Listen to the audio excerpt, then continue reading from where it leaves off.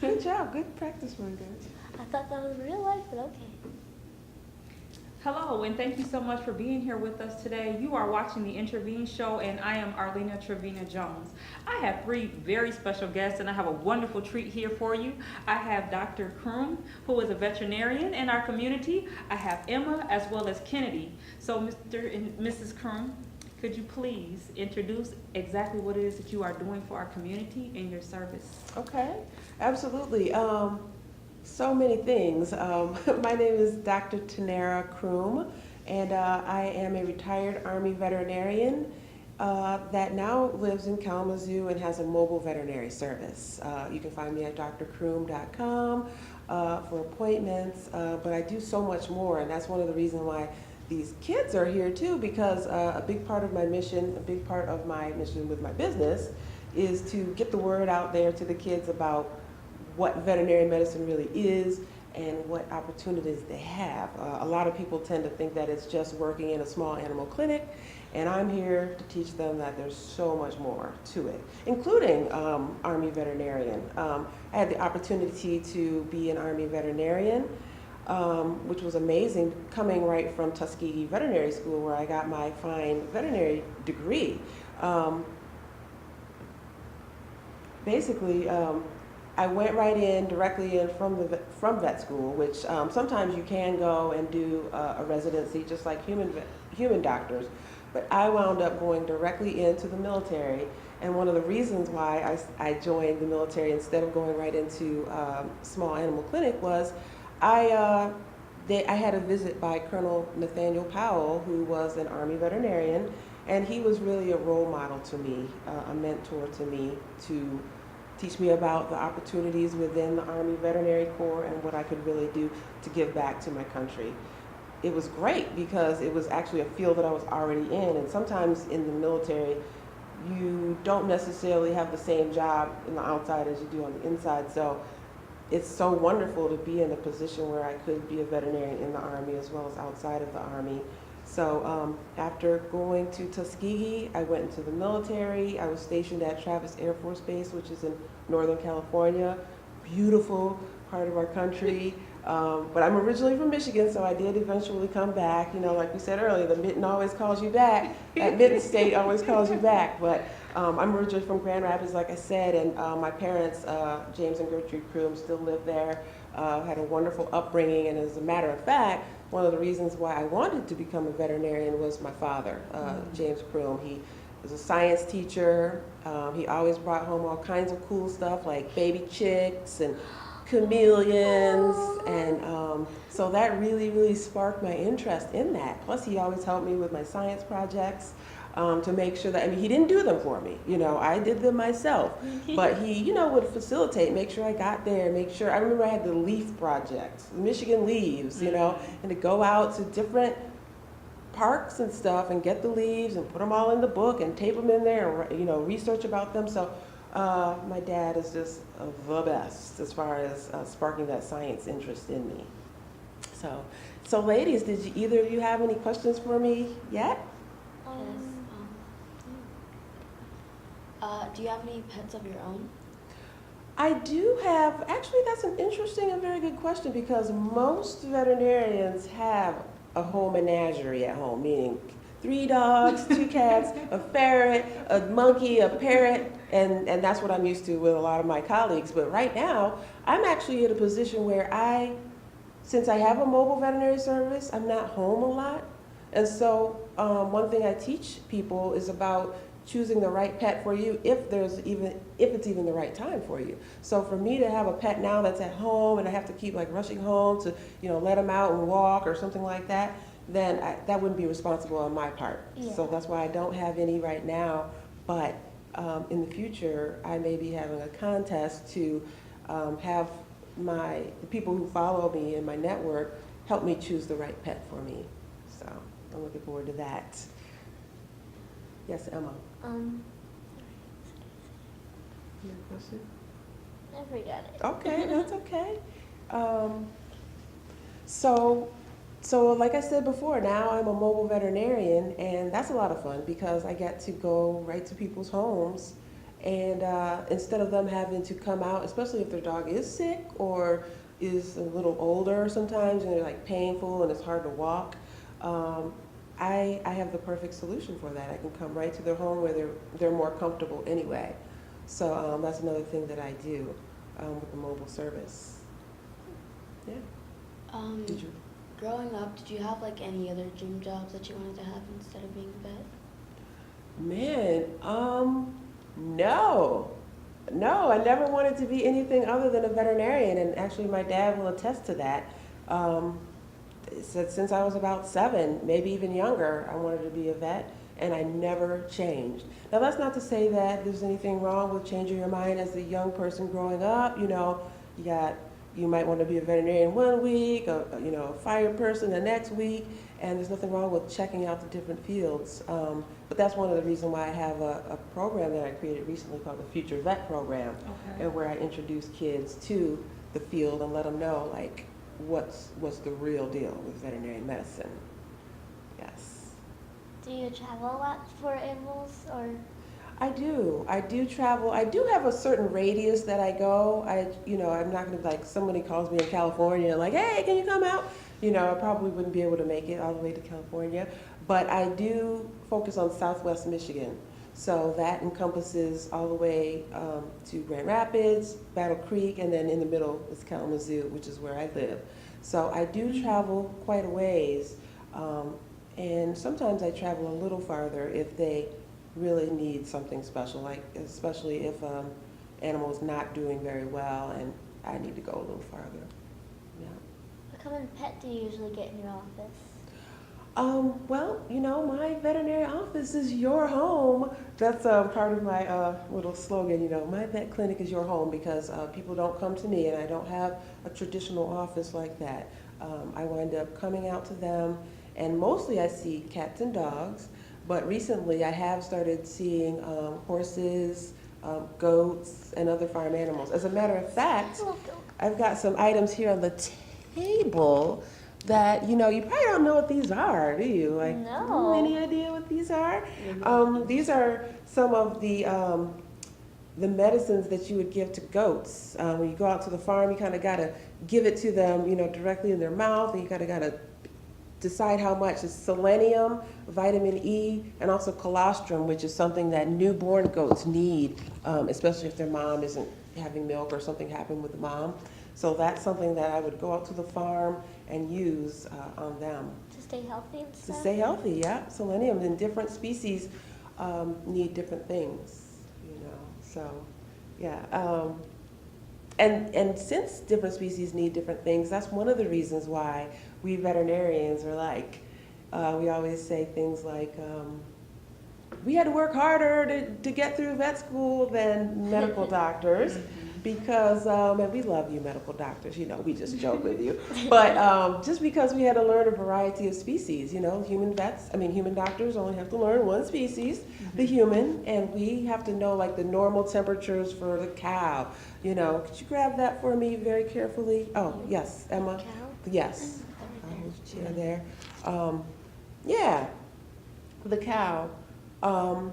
This is a little 3D printed item that I made to show people the different parts of the cow.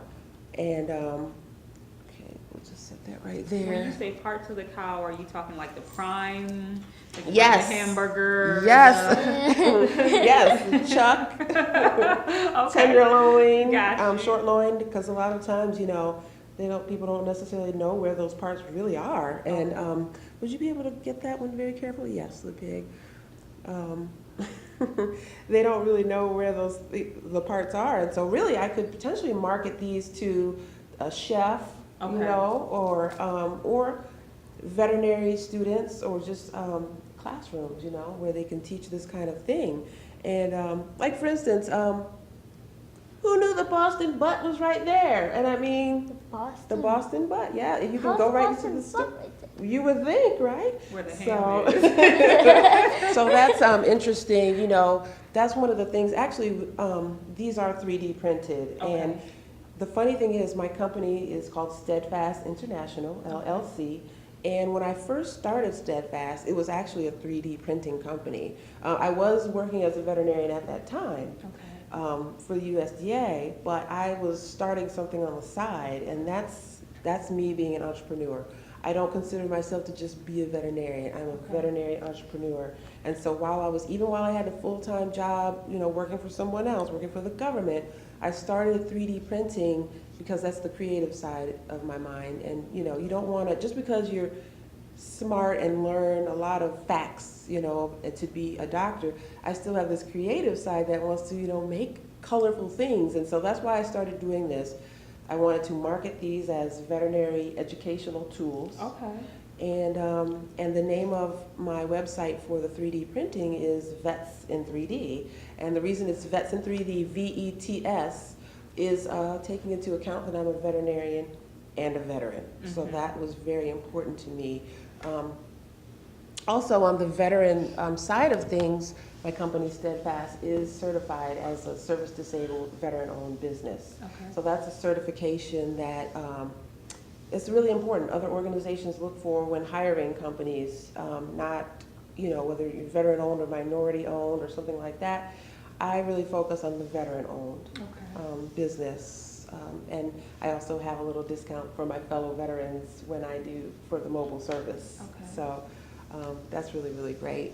The 3D printing really allows me to encompass all of my interests. So, I mentioned the veterans. Could you hand me the bow tie, the green bow tie, please? Thank you. So this bow tie, for instance, is one of the things that I made for the veterans.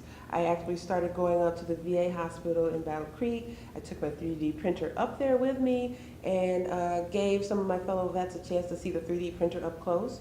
And then I started making these bow ties, which actually I magnetize and you can actually wear here.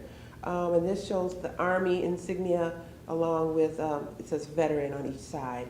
But even though I am Army, so this would be my colors, I do, those other two bow ties, it's the red one especially, yeah, the red one. This is another one that I made for the Marines. I can't see that against my shirt too well.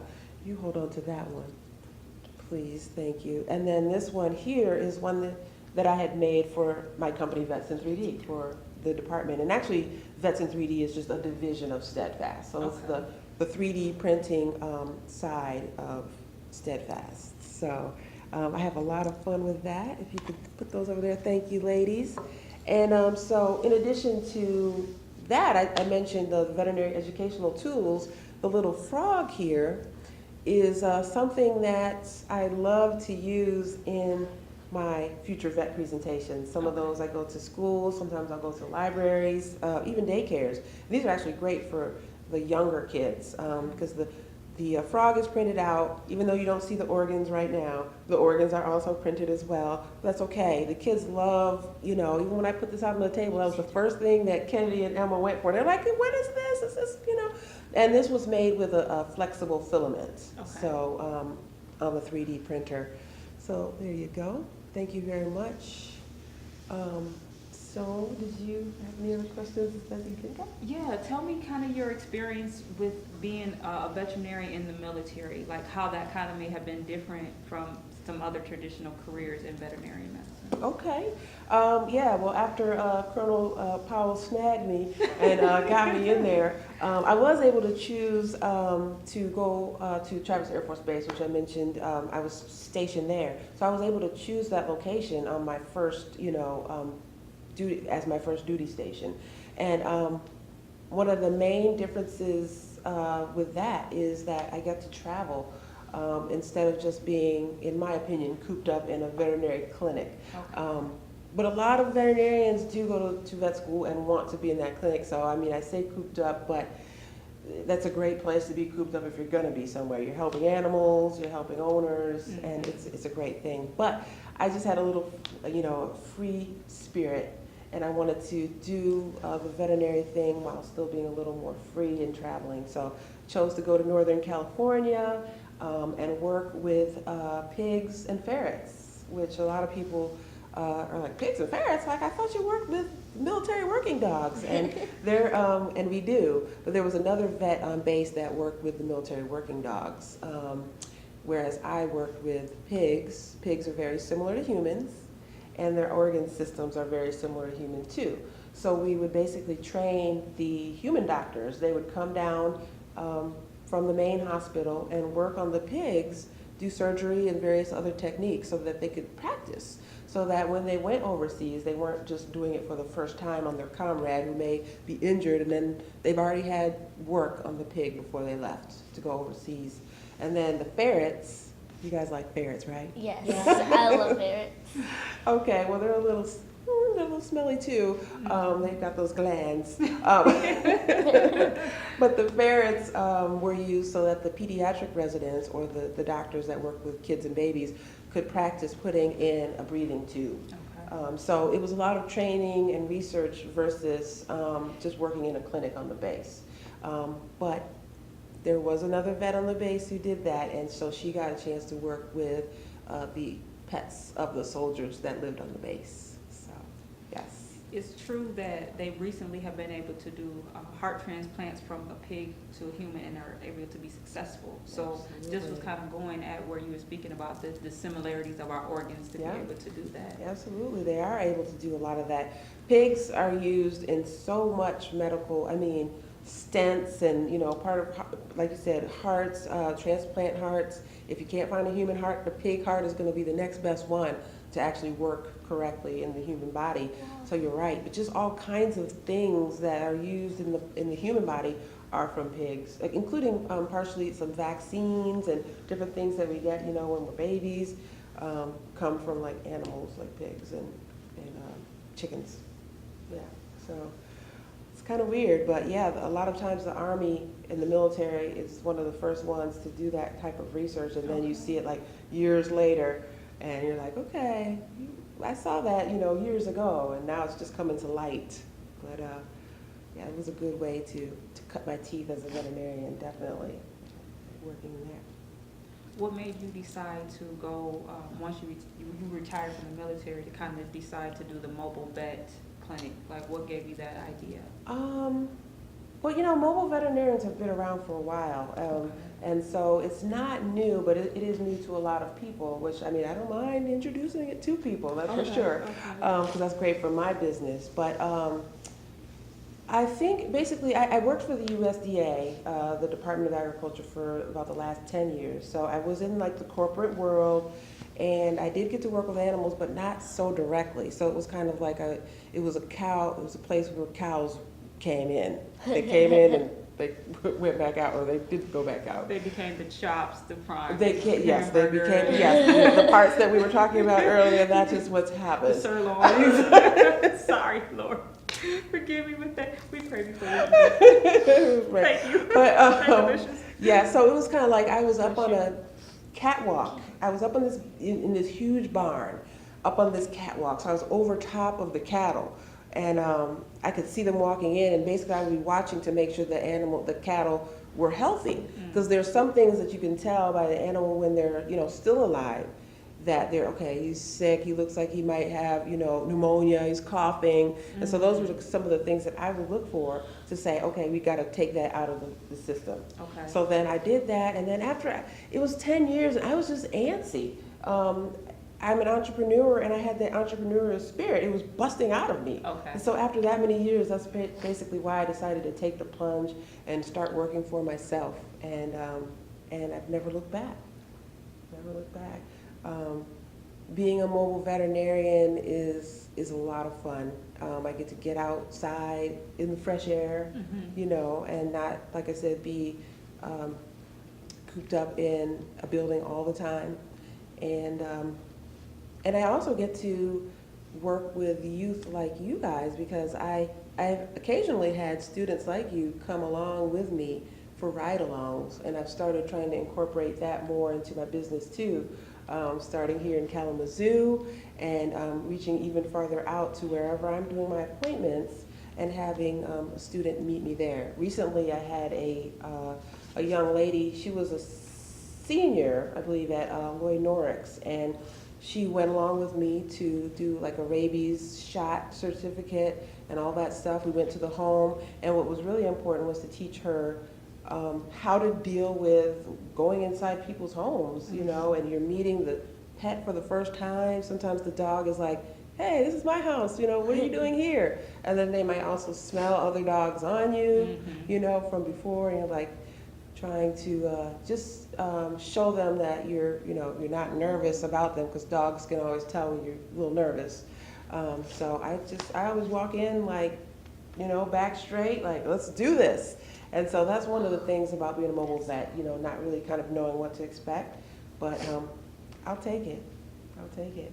What do you ladies think? Any other questions about mobile veterinarians? What was like the biggest animal you had to deal with the mobile?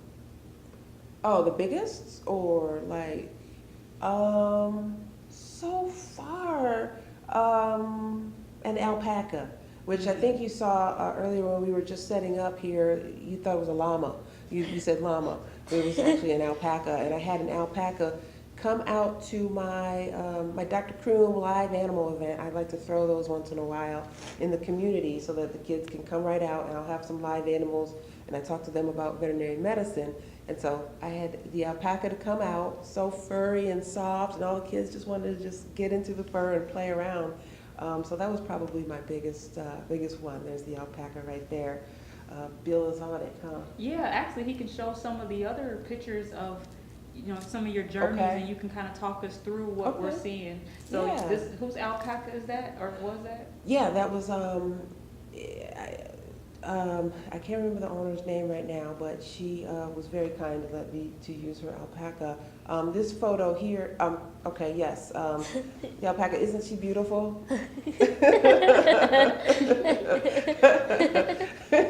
Okay, see, this is what I love. You know, you can just laugh and giggle and still be professional. You know, I'm still, you know, me giggling and laughing right now. Hey, I'm still Dr. Crew, right?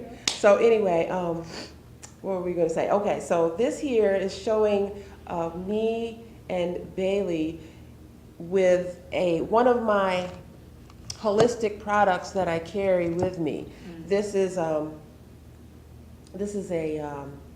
electromagnetic device that allows you to take care of pain and inflammation. So like if your dog is older and he's got like a old joint and he's got, you know, pain and it's swollen and stuff, you can turn this on for a 15-minute session, and that brings more blood to the area and also causes the body to naturally produce more nitric acid, which is something that helps to break down disease.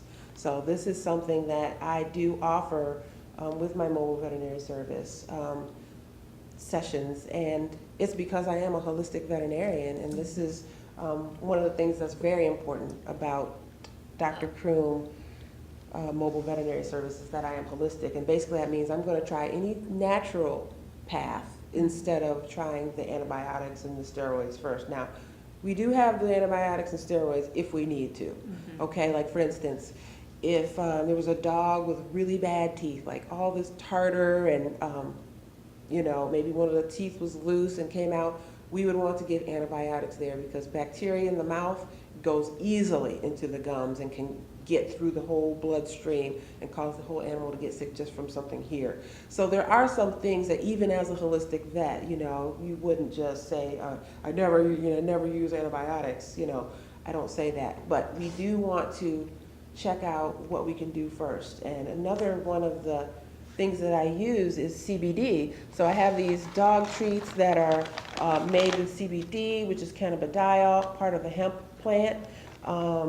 You know, there's been some controversy about that, but within the state of Michigan, it's totally legal for me to have and dispense. In addition to that, I also dispense and prescribe non-controlled and controlled drugs. So CBD is no different than that. I sell those directly on my website, which is drcroom.com. But I also have them with me when I go to my mobile vet appointments. And CBD is used for stress and anxiety. For instance, recently was the July the 4th, and a lot of times dogs are really, really scared when those fireworks go off. So a lot of people bought either the CBD, the dog biscuits, or we also have the CBD oil, as well as a spray that goes under the tongue so it can absorb very easily.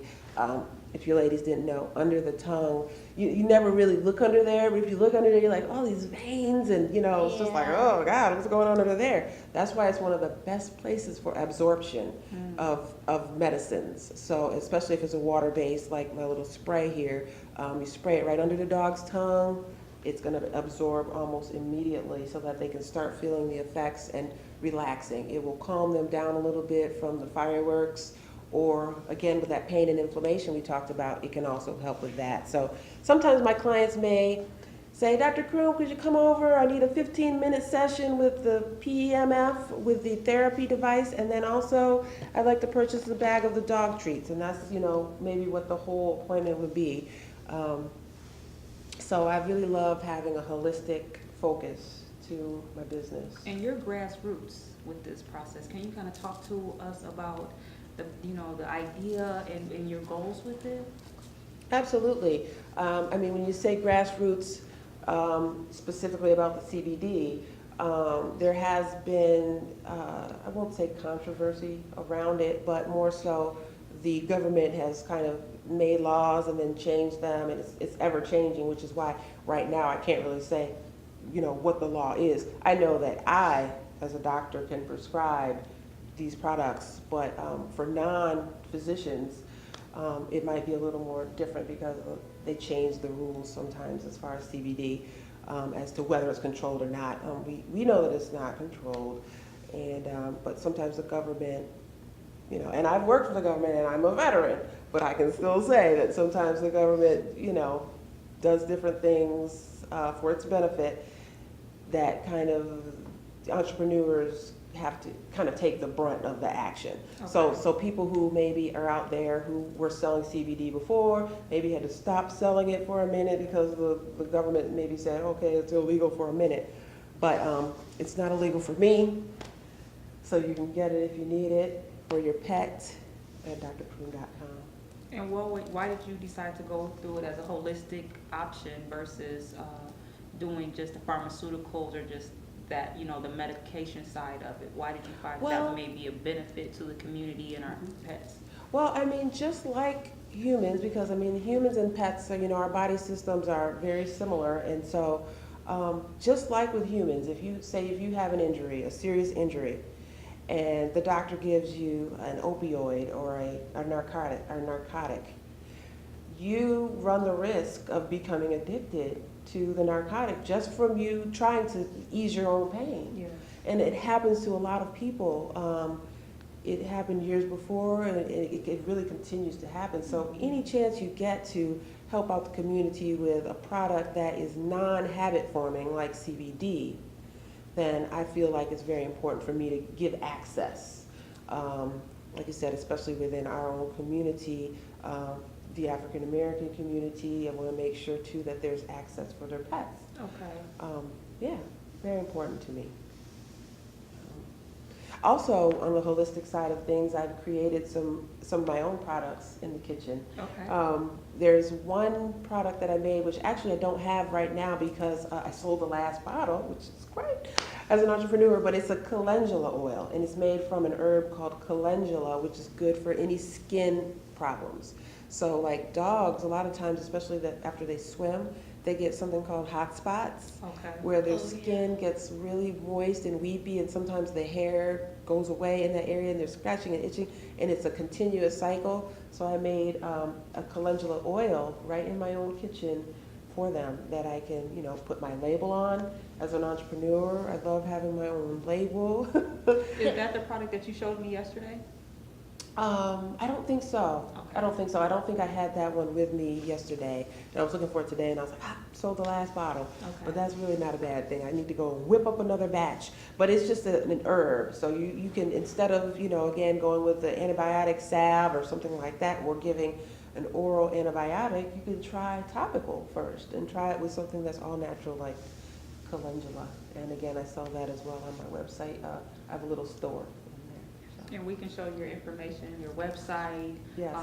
So Bill, do you mind showing the website and the information, and we can kind of go back into some of the pictures and you can kind of talk us through. Yeah, that would be great. Yep, right here, Steadfast International is my company. Again, it's a service disabled veteran owned business.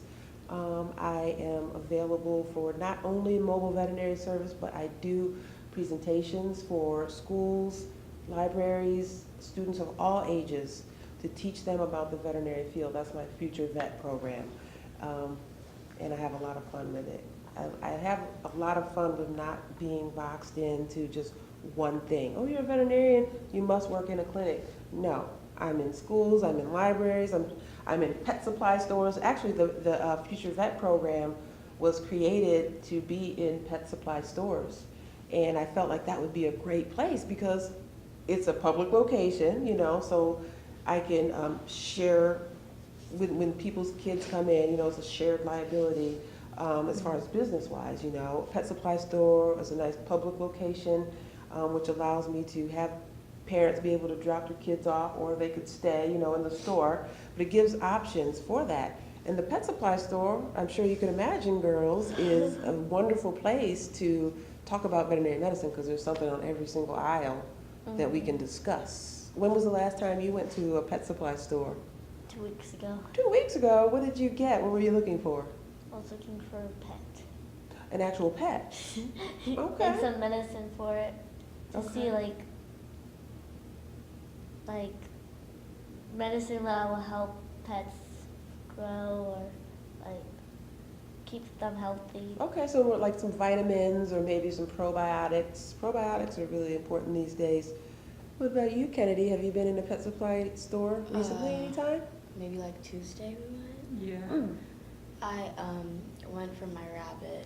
I got her some food, and I was gonna get her treats, but I decided not Okay, she didn't earn those treats yet, huh? to. She got carrots. Okay, carrots are a great treat for rabbits. What's your rabbit's name? Violet. Violet. Oh, that sounds cute. I had rabbits growing up. My dad got us rabbits. We also had guinea pigs. And you've had guinea pigs too? Yeah. What sound do they make? It's weird, but like. Exactly. I'll do it. That's exactly how they sound. And usually if you like rattle a bag or something and they think they're getting some food, they start up right away. That's one of the main things I remember from having guinea pigs. You remember that? I used to have guinea pigs, like 3 of them, but like that's the only thing I would care about after school. That's the only thing. Is the snacks? We're ready for the snacks. That's right. So, okay, so you guys know about that. So you know that pet supply stores have everything you need to have a good discussion about veterinary medicine. And since I am a veterinary entrepreneur, it allows me to show them, you know, the variety of products and let them know, hey, you don't have to get this dog toy just because it's the most popular. You can create your own dog toy and make your own brand and make your own business, you know. And as a veterinarian, that's what I plan to do. I plan to put my brand, Dr. Croom, Mobile Veterinary Service, or Steadfast, a variety of things that I can use to put my own brand on, as well as on the 3D print side of things. As you can see here, you know, I had some bags made up so that when people purchase my 3D printed items, I can give that to them right in a monogram bag. So it's very important to me as an entrepreneur to have my own labels, to have my own business, and to be able to spread that to everyone. Yes. So with the young people that you're working with in the program, can you kind of tell us why you got started and kind of some of your goals with your idea for your program? Absolutely, absolutely. Well, I mean, it first started out because I told you before that both of my parents are teachers. So we were raised in a household of teaching, of learning, always learning. And even as a veterinarian, I am always learning every day. And so, so that's where my love of teaching came from. My dad taught natural sciences, like I said, so he brought home all the cool chameleons and baby chicks and things like that. And so now as an adult and as a mobile veterinarian, I wanted to make the Future Vet program for kids just like you guys who may be interested in animals or maybe really love animals. And you're like, okay, I love animals, but do I really want to work with them as a full job, you know, or do I want to work in a clinic?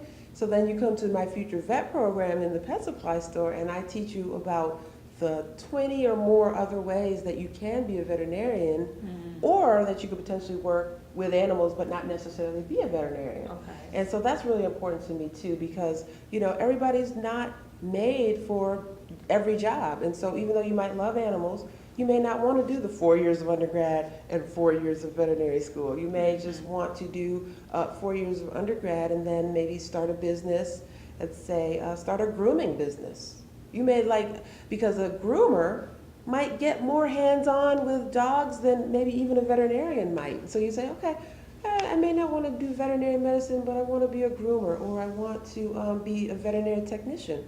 And with a veterinary technician, of course, that's like what a nurse is to a doctor. They know a lot of stuff. They can draw blood, they can give vaccinations, they can do a lot of things that the veterinarian can do, but without all of the responsibility necessarily, So it was very important for me to have a program that taught kids, especially a lot of times when you're an adult, you like to give back to groups that you belong to. And so since I grew up and I was a young black girl, I like to make sure that other young black girls out there now can find out and can see me and can see that I'm a veterinarian, I made it, I was able to do it, there's no reason that you can't do it. And sometimes, due to circumstances outside of our control, kids don't always get the same wonderful background that I did with two parents, a two-parent household, and siblings, and I was so blessed. That's another reason why I'm very humble, because I did have such a great upbringing, and I know I didn't do it. I did it with God and my family, and that's the two main things that that's why I always have gratitude and maintain humility. And I don't think that I know it all, So Future Vet Program, hopefully you can find out more about that too on my website, which is drcroom.com, about the Future Vet Program. I don't have another session scheduled right now, but I will be probably in August, Future Vet Program. So I have like a beginner program where kids who are just meeting me for the first time would come into the store and we go over all the basics of veterinary medicine. But then I also have the advanced program where I take them to either a vet clinic or a farm, and we get really hands-on with the animals. And those are for the kids, again, that have gone through the first one and are still expressing interest and can move on to more of a hands-on thing. So with that, is that something that they have to pay for, or is that something that you are that you donate your time and things like that for the children to be able to do? Well, I do have other items. It is paid for. But I do other things for the community. Like I mentioned earlier, I have some live animal events that I do oftentimes at different community centers. So last year I did 2 live animal events, one at the North Side Community Center and one at the East Side. So those were both free for the community, live animals, information. So my Future Vet Program is an actual program. Again, Steadfast is certified as a service-disabled veteran-owned business. It's a real business. The program does cost, but I'm trying to move the program to where organizations will pay for those slots for those 10 students. Okay. I have a limit of 10 students for the program. Can't have more than 10 students, in the pet supply store all around. So I limit it to about 10. And the price is anywhere from $35 to $50. So I'm thinking if I can get these organizations to especially treat my company like they treat nonprofits. Nonprofits, people are always like, oh yes, you're a nonprofit, so, here's some free stuff. And, my business may be considered a social enterprise, which means that we have a philanthropic side. Everything that I'm doing is to give back to kids. And just because I'm making a profit, which nonprofits also make profits, it's just the misnomer. And so I think one of my grassroots and one of the issues that I really take to heart is for veteran-owned businesses like mine that have been certified. So that means it's a rigorous process where they look at my finances, they look at everything. It's not just I'm a veteran and I have a business.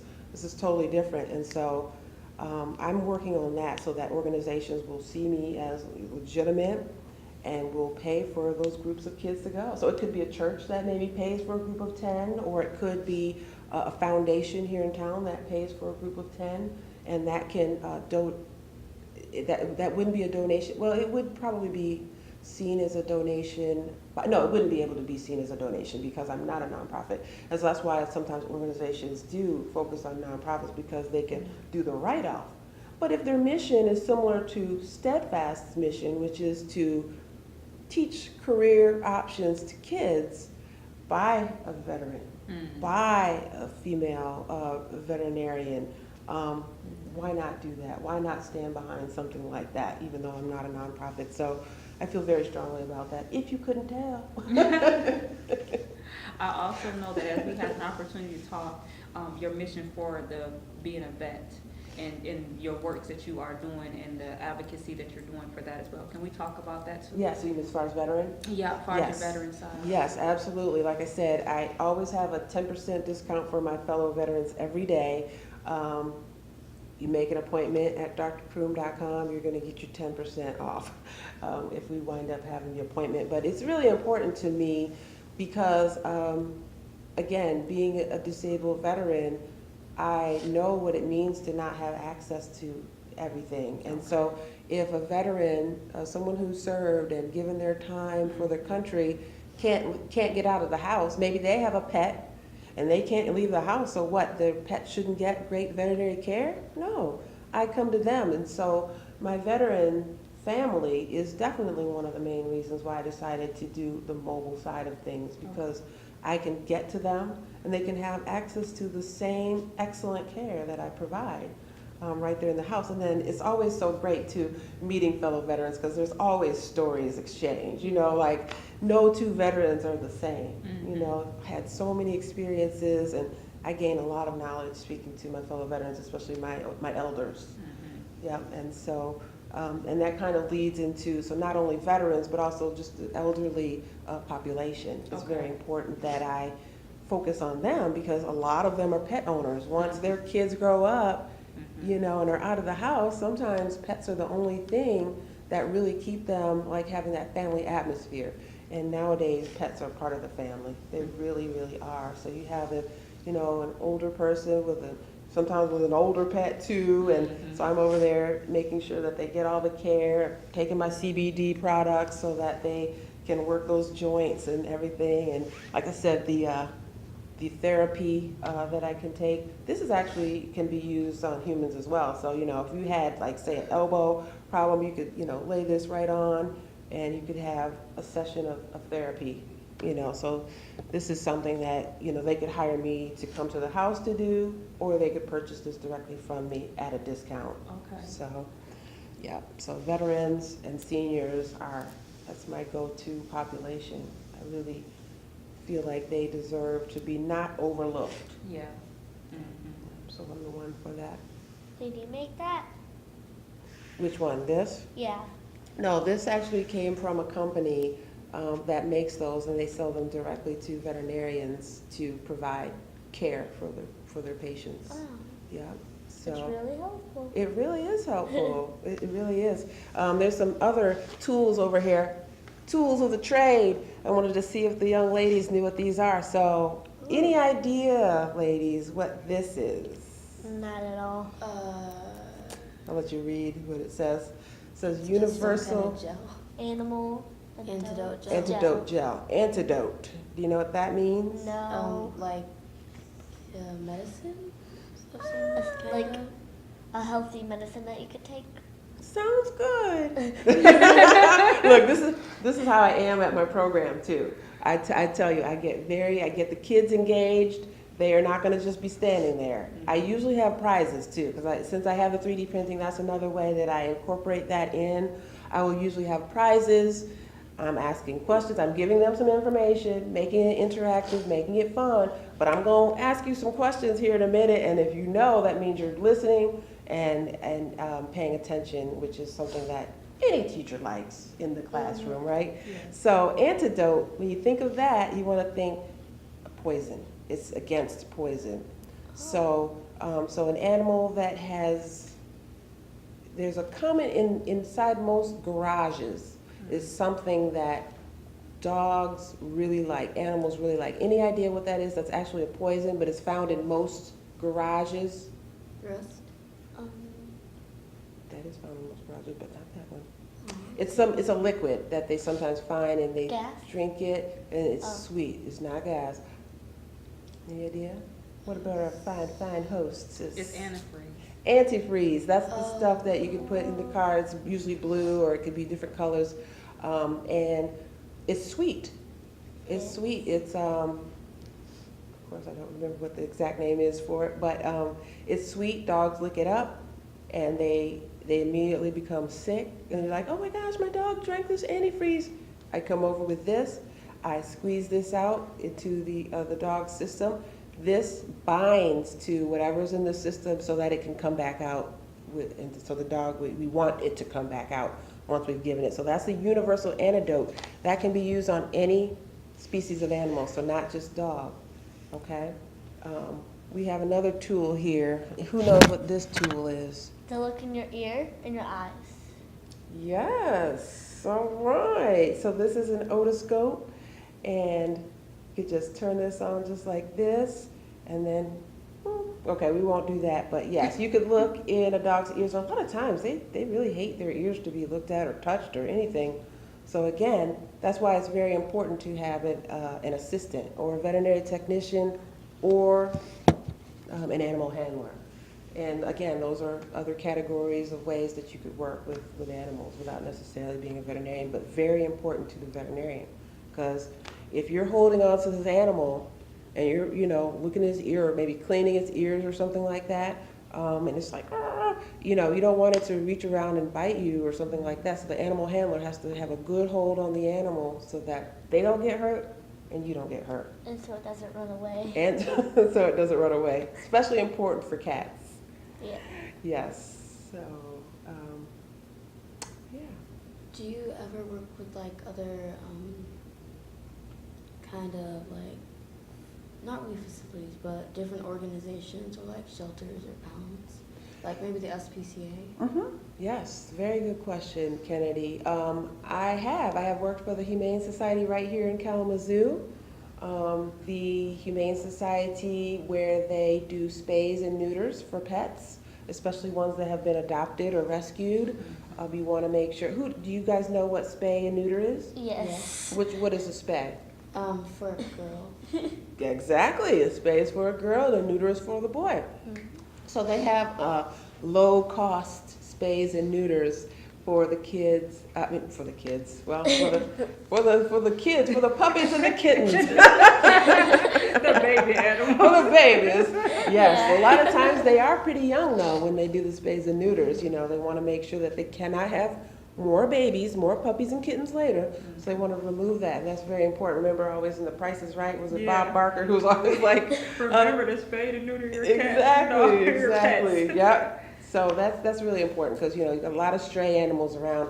Neutering and spaying is really important. Control the pet population. Control the pet population. So you can Exactly. try not to sell them. It's so hard to sell them. Yeah, it can be Yes. hard. It can be very hard. So, yes, indeed. Good question. Good question. We got a variety of things here. Do you know? Let's see.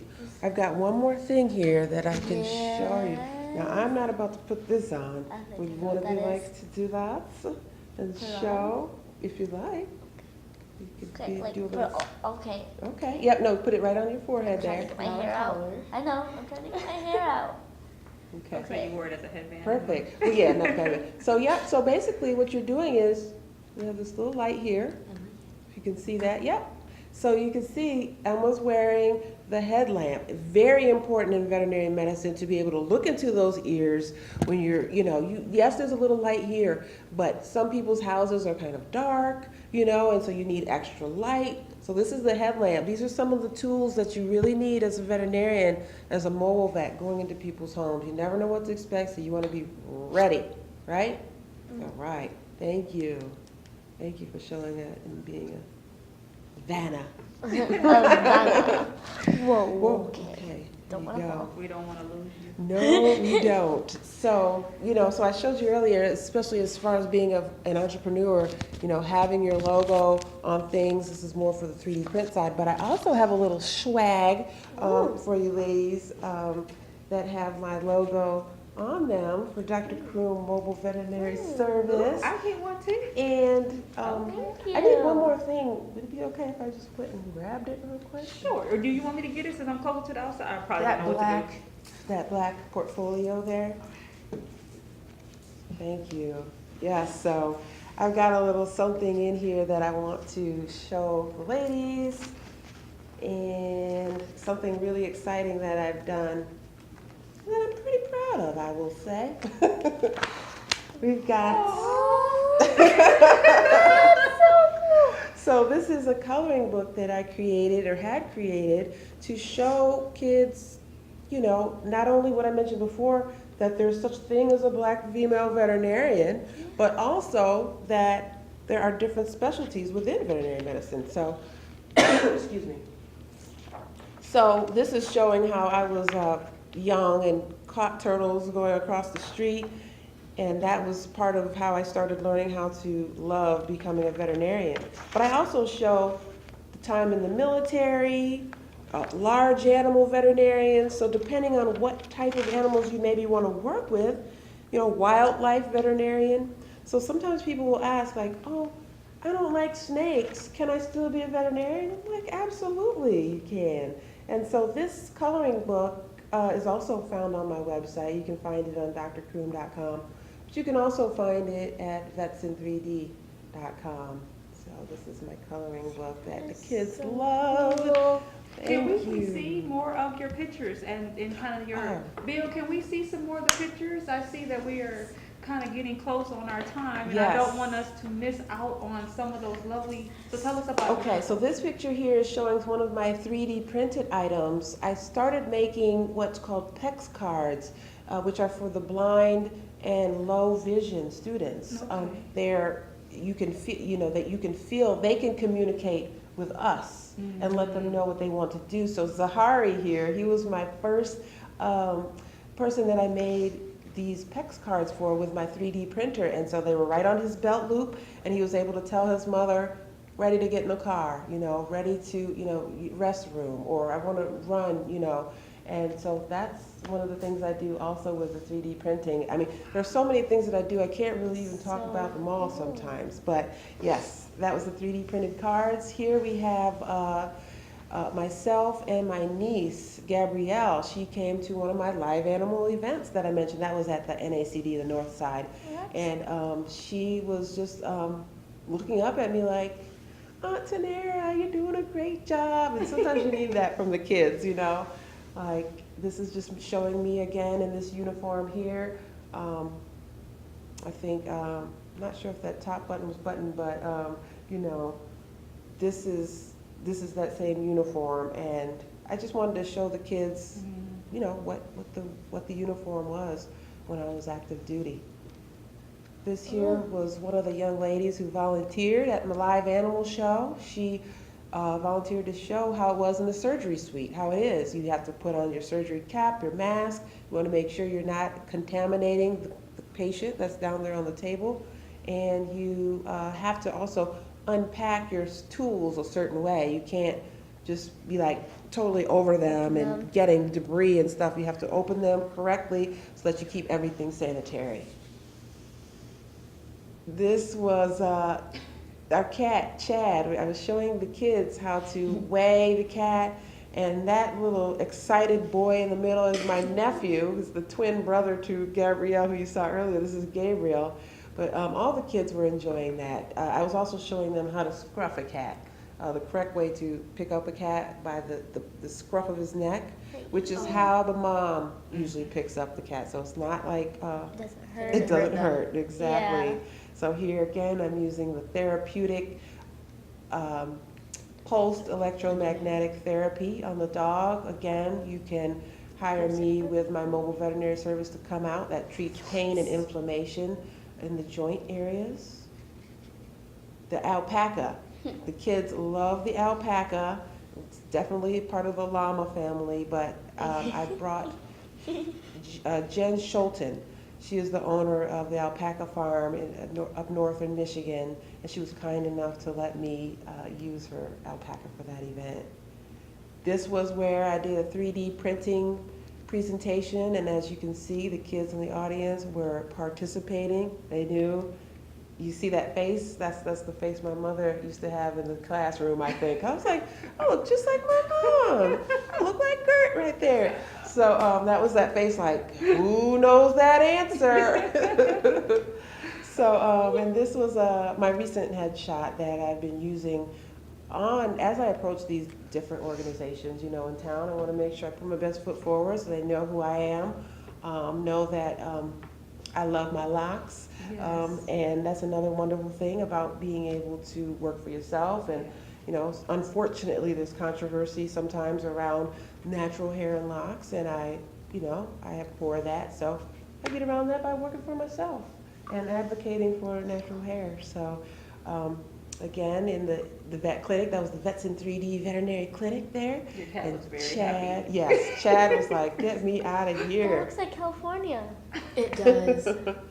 You're a Looks happy cat. very familiar. Again, this was on the East Side live animal show. Little Indy, who was our little dog guest, and she was a young high schooler. I can't remember her name, but she was in high school. So I'll tell you, I'll grab some kids out of an audience, okay? Young, older, and if you look like you don't want me to call on you, Like chances this? are I'm gonna call. Yes, yes. She knew. You know exactly what I was talking about there.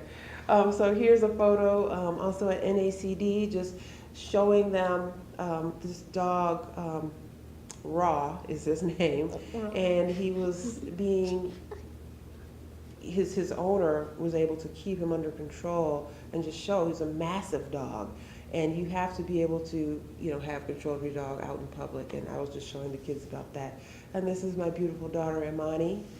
She has been great with helping me as my business started, and continues to work as an animal assistant for me sometimes, like we talked about, holding the animals and making sure that she's very good with them. And even for some of the sadder times, with the mobile vet service, we do have a last wishes service. And sometimes when pets are nearing the end of their life, they can't really get to a vet clinic. They really can't move that much, and they want to make sure that the animal has a smooth, peaceful transition, and I call that my last wishes service. I help them to move to the other side, and sometimes the owner will, take their pet and go in the backyard and bury the remains like that. Have you ever buried any pets? That's all my grandma does. Like, she doesn't want to get, like let it go. She just wants it in her backyard. Okay, nothing wrong with that, nothing wrong with that at all. Especially for our fish. Oh, did you bury a fish before? Yeah, like once or twice. Mostly it was toilet, but like I started feeling bad. She said mostly it was toilet. Well, keeping it real. You have to keep it real in the veterinary industry. We've just got a couple minutes here, but that kind of leads us into, we're closing up here a little bit. Did you have one more question? Yeah, what was the hardest pet that you had to deal with? The hardest pet? More than likely it would be a cat with claws. Yeah. Those are, I'll take a dog trying to bite me any day over a cat, an adult cat with claws and sharp teeth, because cats like to do what they like to do. They don't like to be told what to do. So if they're not bound up real well and the animal handler isn't getting them under control, they can be deadly. Like a cat scratching your hat. Exactly. You see that? Scratching your But that hat. cat looks cute, though. It looks happy. It's a happy cat. What one? Unlike the cat you were weighing. Oh, He no. didn't like what the scale was saying. Exactly. What was your favorite? Well, not your favorite, but like one of your most like. Well, we've only got like a minute here, but I will say that one of my favorite animals to see was the kangaroo. I got a chance to travel to Australia when I was like 16. What? It was called a people-to-people science exchange. I chose Australia because that was for marine mammals. And so Kangaroos are so great. We like got off the bus and it was like, amazing. hey, there's kangaroos. They were just jumping around everywhere. So that was awesome. And so as we are getting ready to head out, are there any special thank yous or shout outs or any last words of encouragement or advice that you would like to say or give? I know you still love mom and dad, Absolutely. your beautiful daughters. Absolutely, yes. I definitely, James and Gertrude Croom, they're the foundation for everything that I do. The Lord, Amen. I wouldn't be able to do anything without the Lord either. Outside of that, my other family members, that's one thing I do. I keep it in the family. But there's been a lot of people who, in the city of Kalamazoo, have really helped me. I really can't name them all, but you know who you are. Churches and different organizations that have allowed me to put my message out there, which is that veterinary medicine is a wonderful career. You can do a lot of things with it. Animals are great. You should always respect them. And there is an oath that you take as a veterinarian. You do raise your hand and say, first, do no harm for the animals. And that's my goal. That's why I'm a holistic veterinarian. Again, you can find me at drcroom.com. And that's my whole goal. Well, thank you so much, and I'm so honored, and I've learned so much, and I hope everyone else has learned and have, being able to share your journey with us. And thank you, girls, for asking the questions and being here and being a guest, and I appreciate you. And thank you all for watching the Intervene Show. To my producer, the Public Media Network, my family, my friends, and may God be with you all. Until next time, have a wonderful day. Bye. Take care.